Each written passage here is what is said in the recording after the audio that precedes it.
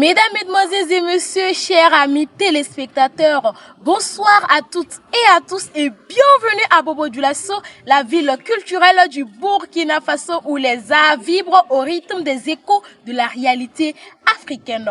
Mesdames et messieurs, aujourd'hui dans votre émission Les Nouvelles d'ici, nous lançons nos projecteurs sur les arts plastiques, notamment la sculpture et la peinture. Pour ce faire, nous irons au marché artisanal de la ville de Bobo-Dioulasso. Venez avec nous. Situé à quelques mètres de la mairie centrale de la ville de Bobo-Dioulasso, le marché artisanal regorge d'innombrables œuvres d'art, notamment les créations en bois, en bronze, des pains traditionnels, des tableaux de peinture, des colliers et boucles traditionnelles, chacun renfermant l'histoire d'une communauté africaine. Les marchands de ces arts travaillent non seulement à l'entretien de ces œuvres, mais les défendent aussi avec rigueur et dévotion, en affirmant que toutes ces créations sont purement sculptées à la main donc africaine et bannissent les propos de certains préjugés qui diffament que ces créations sont occidentales. Allons à la découverte des marchands, des artistes et des œuvres artistiques.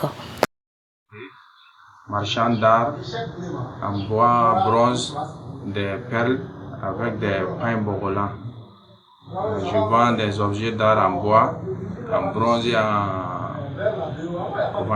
et des perles comme collier. Résident à Bobo-Dioulasso, juste derrière la bourse du travail.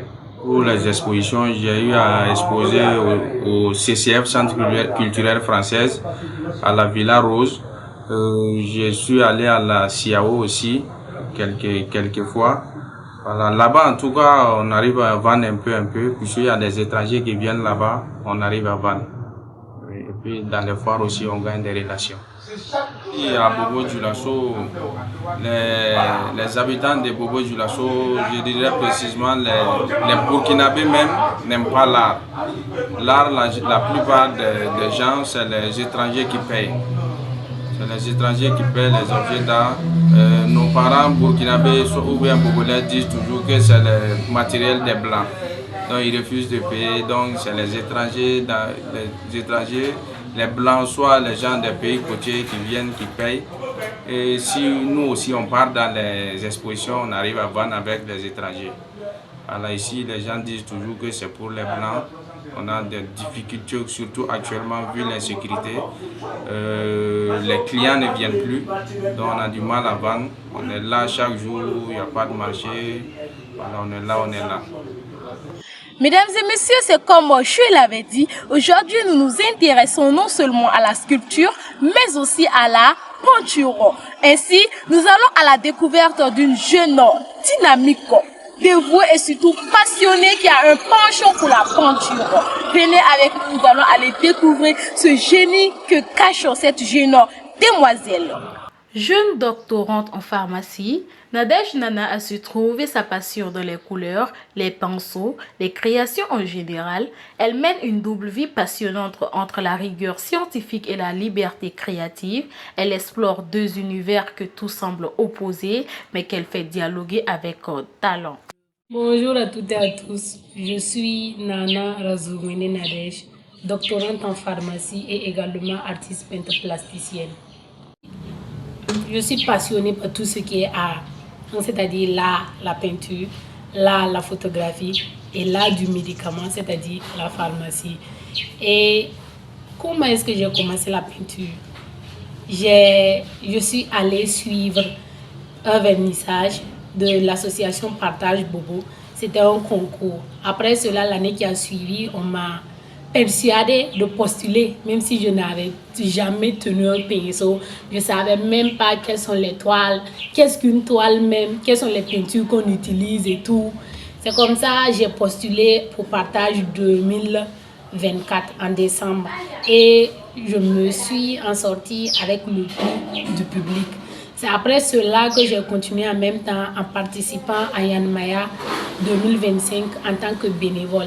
Et c'est comme ça que ça en est suivi. Ensuite. Le truc auquel j'ai participé avec un tableau, c'était Partage Bobo, où j'ai exposé à la Maison de la Culture pendant une semaine. Après cela, en janvier, j'ai participé à Yanmaya 2025, où j'ai exposé au musée communal et également à Afropolitane où on demandait des exposants, là-bas également des exposés. Et récemment, j'ai intégré une association, l'association Couleur Pinceau, qui est une association qui regroupe des artistes plasticiens, c'est-à-dire des sculpteurs et également des peintres. Et on a fait une exposition collective à l'occasion de la fête de la musique où j'ai exposé également 3 tableaux. La valeur sentimentale qu'on a en fait, parce que se détacher même de l'œuvre là, c'est pas facile. La première fois que j'ai vendu une œuvre, je peux dire je n'ai pas vendu, j'ai donné à une association pour qu'on remette à quelqu'un. Et ils m'ont donné 5 000 francs. Et là même là, je n'avais pas du tout envie de vendre l'œuvre là. Mais après cela, à chaque fois que quelqu'un me commande, dit que non, je veux une œuvre, je peux le faire. Et le prix le plus cher que j'ai vendu une œuvre, c'était 125 000. Et les 125 000 là, c'était une vente aux enchères. Et il faut savoir que l'art n'a pas de prix. Même à 125 000, j'étais assise, mais j'avais envie de dire, rendez-moi mon œuvre, rendez-moi mon œuvre. Donc, se détacher vraiment de son œuvre, ce que tu as, et là où tu as mis ton cœur dedans, tu as pris des jours pour faire, c'est pas simple. Ça, il y a une valeur sentimentale là-dedans parce que c'est le tout premier tableau que j'ai peint en fait. C'était pour le concours Yanmaya Bobo et le thème c'était enfant d'ici, enfant d'ailleurs. Et le titre que j'ai donné à ce tableau c'était Mes uniques cœurs voyageurs pour symboliser le passage entre la vie en Afrique en quelque sorte vers la vie moderne en Europe. Quand les enfants d'ici partent ailleurs, ils transportent la culture avec eux et tout. Si vous voyez les habillements et tout, la dualité entre le monde moderne et le monde africain en quelque sorte. Voilà. Et l'avion symbolise le voyage. Et ces 2 tableaux-là sont dans le même registre. Je suis partie sur le sens de l'héritage en fait. Pour parler de l'héritage que nous a légué nos ancêtres, nos parents et tout et tout. Ici, on voit les masques et tout. Et ça, c'est la tradition. C'est l'héritage, tout ce qu'on nous a légué. Et ici, on voit la vieille mosquée de Bobo Dioulasso, qui est un héritage qui nous a été laissé. Les kauris également, symbole de richesse et tout. L'art n'a pas de prix, tel l'a dit nos différents artistes.